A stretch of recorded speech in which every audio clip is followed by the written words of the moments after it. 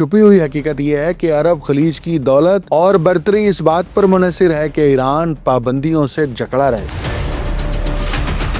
روس، چین، شمالی کوریا، ایران اور Pakistan. Pakistan's long-range ballistic missile range capable of striking the homeland. شمالی کوریا کی جانب سے کرپٹو کرنسی کی چوری کے ذریعے تقریباً $2 ارب حاصل کیے گئے۔ وسیع پیمانے پر AI کا استعمال سنگین خطرات کو جنم دے سکتا ہے۔ China and Russia are developing advanced delivery systems bypassing US missile defenses.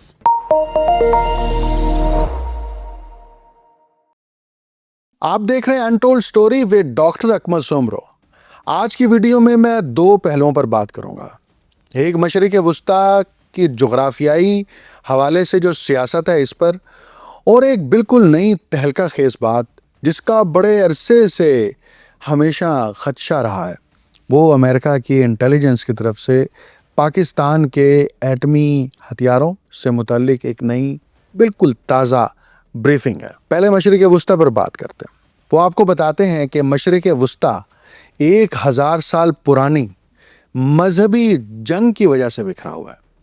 سنی اور شیعہ کی لڑائی، عرب خلیجی ممالک اور ایران کی اسلامی جمہوریہ کے درمیان کشمکش کے اوپر بات کی جاتی ہے۔ یہ تاثر دیا جاتا ہے کہ یہ دشمنی خطے کی روح کے لیے ایک مقدس جنگ ہے، مگر حقیقت میں یہ 20ویں صدی کی سب سے کامیاب جیو پولیٹیکل مارکیٹنگ مہم سے جڑی ہے۔ ریاض، ابو ظہبی اور دوحہ کے حکمران نہ تو ایرانی مذہب سے پریشان ہیں اور نہ ہی وہ ایرانی ایٹم بم سے خوف زدہ ہیں، بلکہ ان کا اصل خوف ایران کے جغرافیے اور اس کی طاقت کے حساب سے ہے۔ اگر عرب خلیجی ریاستوں کو غور سے دیکھا جائے تو یہ بے حد امیر اور چمکتی دمکتی شیشے اور فولاد کی سلطنتیں نظر آتی ہیں، مگر در حقیقت یہ ایک نہایت کمزور بنیاد پر کھڑی ہیں۔ یہ وسیع صحرا ہیں جہاں نہ مقامی پانی ہے، نہ زراعت اور نہ ہی کوئی مضبوط مقامی صنعت۔ اس سے بھی بڑھ کر ان کے پاس اپنی افرادی قوت بھی نہیں ہے۔ مثال کے طور پر متحدہ عرب امارات میں تقریباً 90% آبادی بیرون ملک سے آئی ہوئی مزدوروں پر مشتمل ہے، جبکہ ان کی افواج بھی بڑی حد تک غیر ملکی ماہرین اور مغربی ٹیکنالوجی پر انحصار کرتی ہیں۔ یوں مشرق وسطیٰ کے یہ ممالک بظاہر امیر ہیں مگر اندر سے کمزور اور کھوکھلے ہیں۔ اس کے برعکس ایک تنگ سمندر کے پار ایران موجود ہے جو ان کے لیے سب سے بڑا خوف ہے۔ ایران کوئی صحرائی بادشاہت نہیں بلکہ ایک مضبوط پہاڑی قلعہ ہے جس تک پہنچنا آسان نہیں۔ اس کی آبادی تقریباً 9 کروڑ ہے اور اس کے پاس ایک بڑی تعلیم یافتہ مقامی افرادی قوت موجود ہے۔ ایران کے پاس اپنی زراعت ہے، دریا ہیں اور ایک وسیع دفاعی صنعتی نظام ہے جو اپنے ڈرون، میزائل اور جہاز خود تیار کرتا ہے۔ یوں ایران ایک مکمل خود کفیل 5000 سال قدیم تہذیب کی حیثیت رکھتا ہے، جبکہ خلیجی ریاستیں محض جھنڈوں والی تیل کمپنیاں معلوم ہوتی ہیں۔ ایک اہم مگر چھپی ہوئی حقیقت یہ ہے کہ عرب خلیج کی دولت اور برتری اس بات پر منحصر ہے کہ ایران پابندیوں سے جکڑا رہے۔ کئی دہائیوں سے دبئی مشرق وسطیٰ کا مالی اور تجارتی مرکز اس لیے بنا ہوا ہے کیونکہ مغربی سرمایہ قانونی طور پر تہران تک نہیں پہنچ سکتا۔ اسی طرح سعودی عرب خطے کی بڑی سیاسی طاقت اس لیے ہے کہ اس کا سب سے بڑا حریف امریکی پابندیوں کی وجہ سے کمزور کر دیا گیا ہے۔ اگر کبھی یہ پابندیاں مکمل طور پر ختم ہو جائیں اور یہ انویزیبل دیوار گر جائے تو کھربوں ڈالر کی سرمایہ کاری صحرائی شہروں کے بجائے سیدھا تہران کا رخ کرے گی۔ ایران اپنی توانائی کے وسائل اور بڑی آبادی کی وجہ سے فوراً علاقائی منڈی پر چھا جائے گا۔ ایک آزاد ایران صرف خلیجی معیشت کا حصہ نہیں بنے گا بلکہ اسے مکمل طور پر پیچھے چھوڑ دے گا۔ اسی لیے عرب حکمران ایران کے ساتھ برابری نہیں چاہتے بلکہ چاہتے ہیں کہ وہ دبا رہے، کیونکہ ایک آزاد اور خوشحال ایران ان کی اجارہ کے خاتمے کے مترادف ہوگا۔ اس لیے مذہبی بیانیے سے ہٹ کر اصل کھیل کو سمجھنا ہے تو سرمایہ اور معیشت کے گٹھ جوڑ کو سمجھیں۔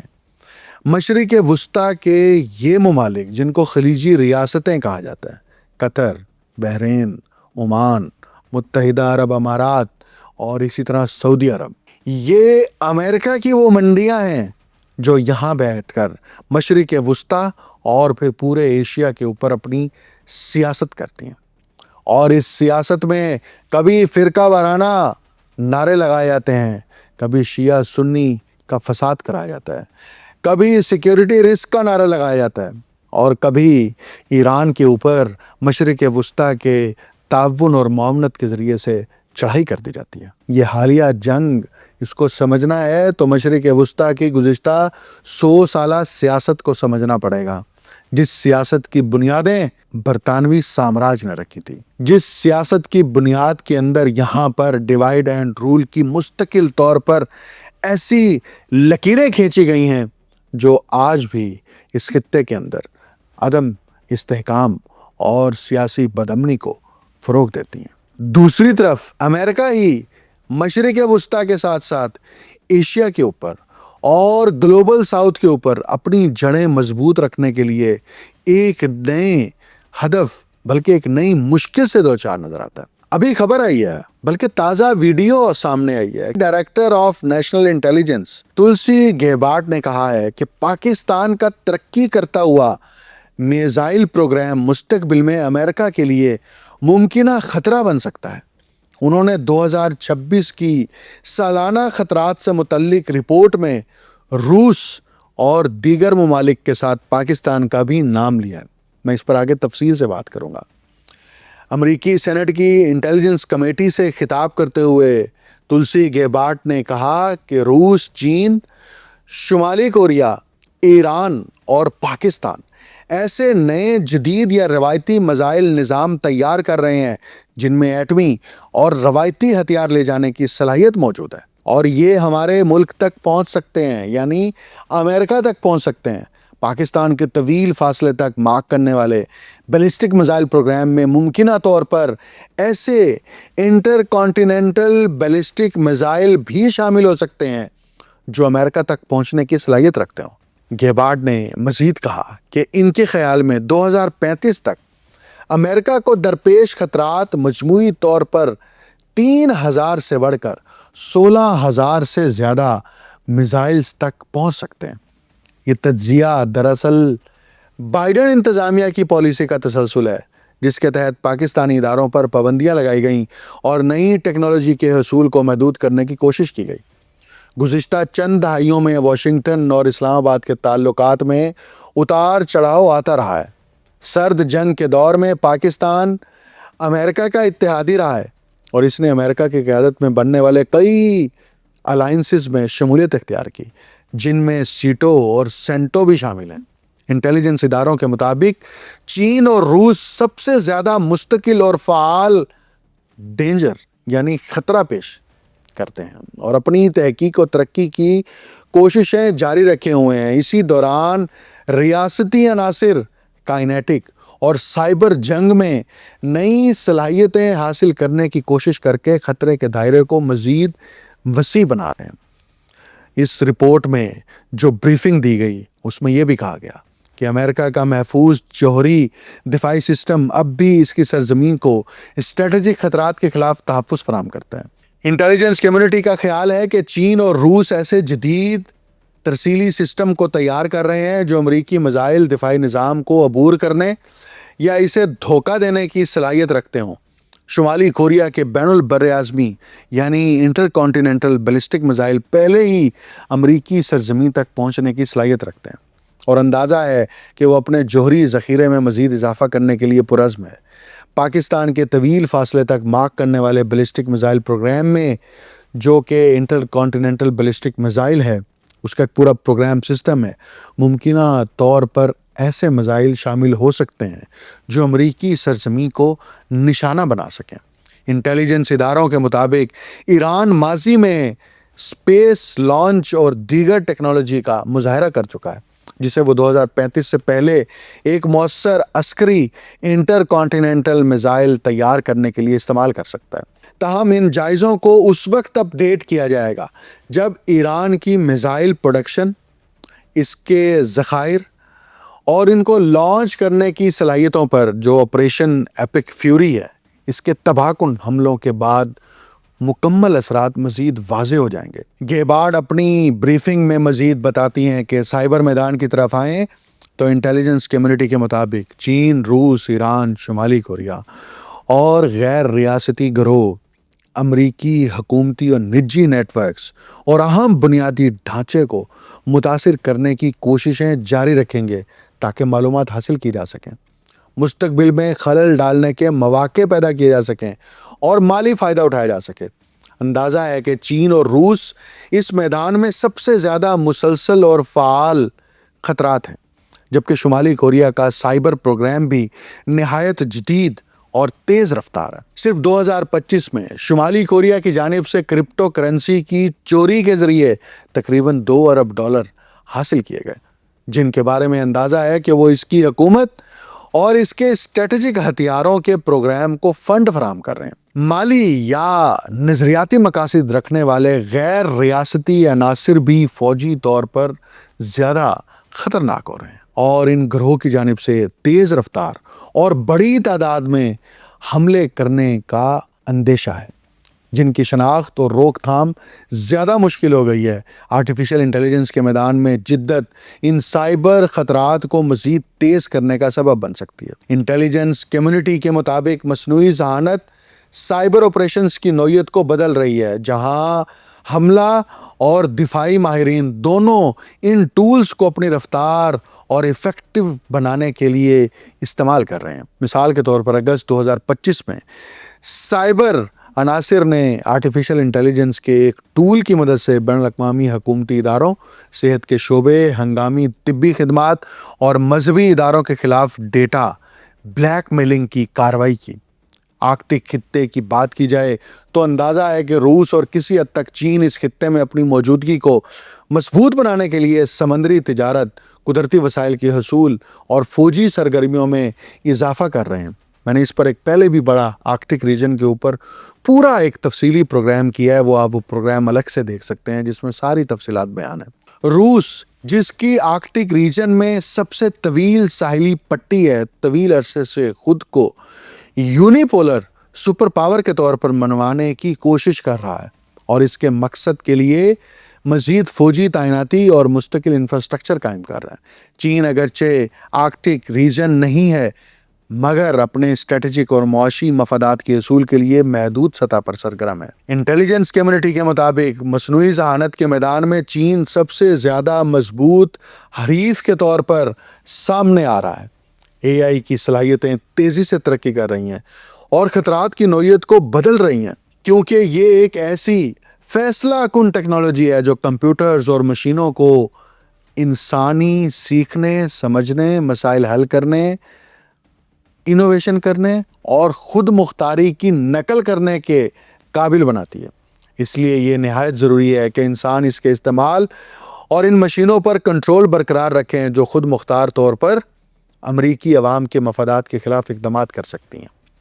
वसी पैमाने पर AI का इस्तेमाल संगीन ख़तरात को जन्म दे सकता है।